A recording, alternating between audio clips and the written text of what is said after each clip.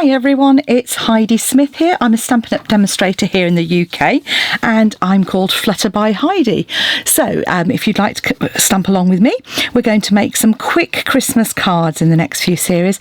So this is about something that is quick and easy for you to reproduce because obviously at Christmas we send a lot of cards out, and actually it doesn't matter if they are all the same because we can get some really good mass production going on.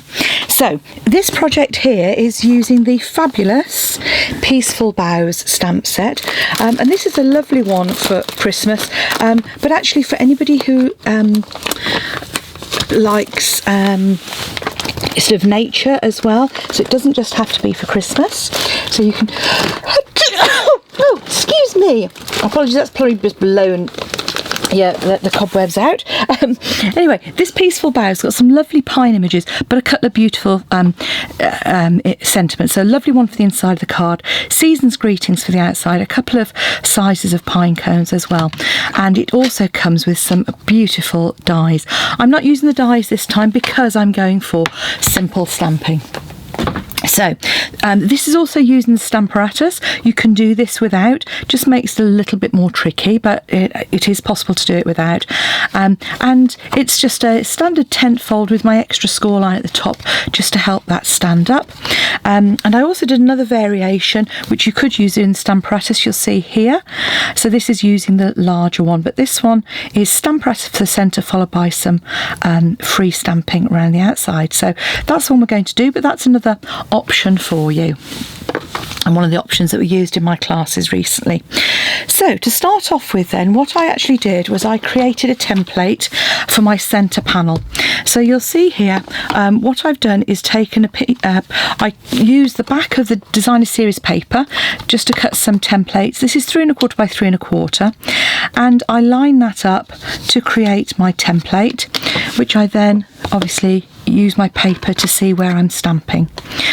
So you need a piece of Whisper White card that is 3 1/4 by 3 1/4, which I've got here, and you're just going to pop that into the centre and just use your magnet to hold it in one corner. It doesn't have to be fixed down because you're going to be moving it around. You then want some lovely early espresso ink, and all I'm going to do is ink up my stamp down. See, beauty of Stamparatus. I've got a little bit that I've missed there, so I can come in with a bit of ink and just pop that down. There we go. And then you just turn it 1/4 of a turn. So this is where we started off, so I'm going to take it to the next position here on my corner, ink up, and you just continue like that, and this is how you get a lovely wreath effect that's really even and quite quick as well. So we just carry on round. I find I do need to use the magnet because my ink pad's quite juicy, and otherwise it can stick and lift up the paper, and it just makes it quicker to do. Sometimes you just have to remember which way you're turning, but the Stamparatus makes this technique so easy, with lots of variations and some really pretty floral ones as well.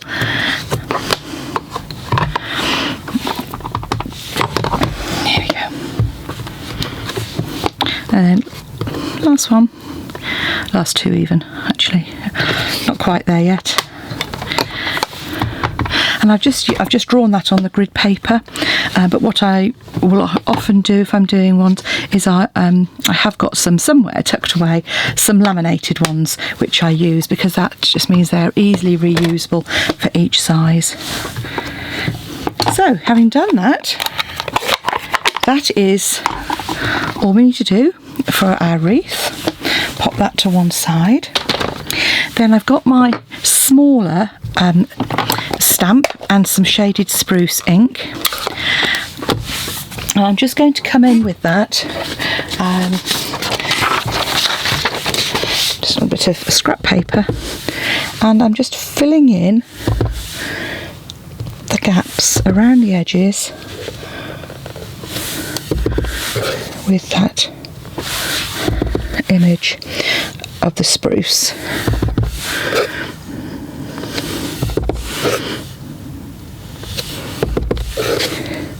And because I've got the stickers on the back, I've just rocked on that one, hopefully it won't be too noticeable, I can easily see where to place my image, like so. Pop that to one side. It's very green, so I'm bound to be wearing that very soon. So that's our image. We then want a scrap of card, and this is where I keep all my offcuts. A scrap of card for the centre there, and I'm going to need a scrap of Whisper White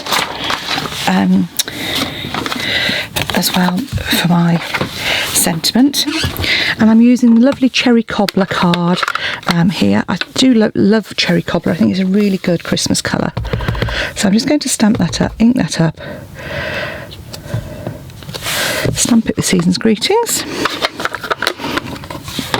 I grab my punch, and then while that's just drying, I'm just going to punch one of our classic labels, timeless labels, out of Cherry Cobbler. That bottom edge, great, it's nice and straight, so I can use that for stamping out, punching out and lining up my sentiment. Again, with these, I'm going to use my usual kind of trick really of just cutting up the middle with this, and then adding some glue to the back of my sentiment and lining that up.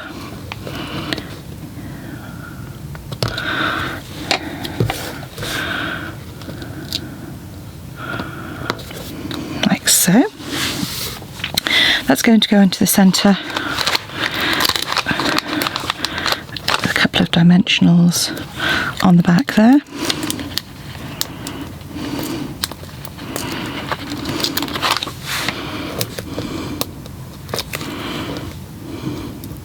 Although, no, I'm going to layer that up onto my Cherry Cobbler first. So, because it's 3 1/4 by 3 1/4, I'm just going to use a 1/4 inch layer larger than that. So I'm going to cut a piece of card which is 3 1/2 by 3 1/2. And notice I work quite interchangeably between centimetres and inches. I know that's not easy for everybody, but what I will do is put the dimensions down on my blog in inches and centimetres. But as long as you just use the 1/4 inch larger, you'll always get a good layer. And I usually use 1/2 centimetre if I'm working in metric. So pop that layer on like so. Add your panel to the middle. Try and get it straight instead of me, which I'm not. And then we're going to create our card base. So for our card base, I've taken, this is 4 1/8 by 11 1/2. So I've just scored it in half at 5 3/4. Open it out because you always want to stamp on a nice flat surface. And I've actually got Sahara sand here. I thought I'd used crumb cake, but perhaps not. We'll see what it looks like. And you might like to also add in a couple of post-it notes at the top there. I've got a nice large one that fits across, and I'm just going to repeat stamp, but turning my stamp as well.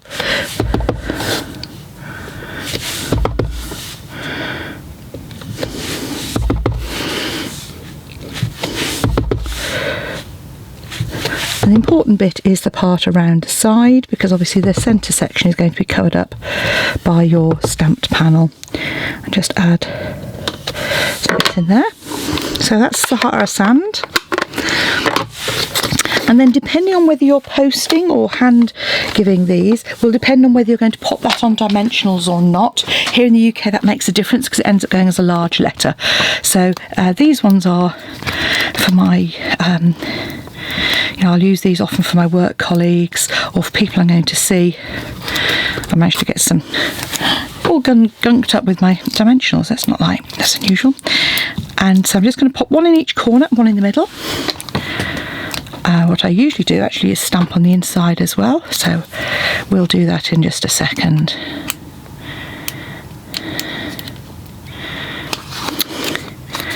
Well, somehow I've managed to get a dimensional on the back there that's actually stuck completely. Okay, don't know what I've done there. Perhaps got a piece of paper on it. There we go. So all of those are now had their backs removed, and all you need to do is pop your panel on there. I usually pop it in the top 2/3 of something like this, so it's kind of got an even border. And I mentioned on the inside, so what I will often do on the inside is use the same stamps but using a lighter shade. So I might use my shaded spruce,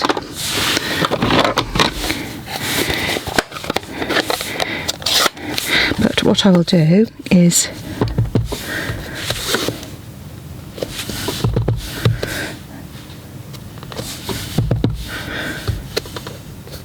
like so.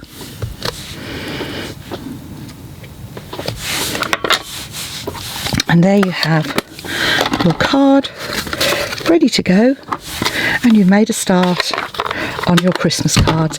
So easy thing with this is that it's really easy to go through, make all your card bases, make all your layers, do something, and then do an assembly job perhaps when you're sat in front of the telly.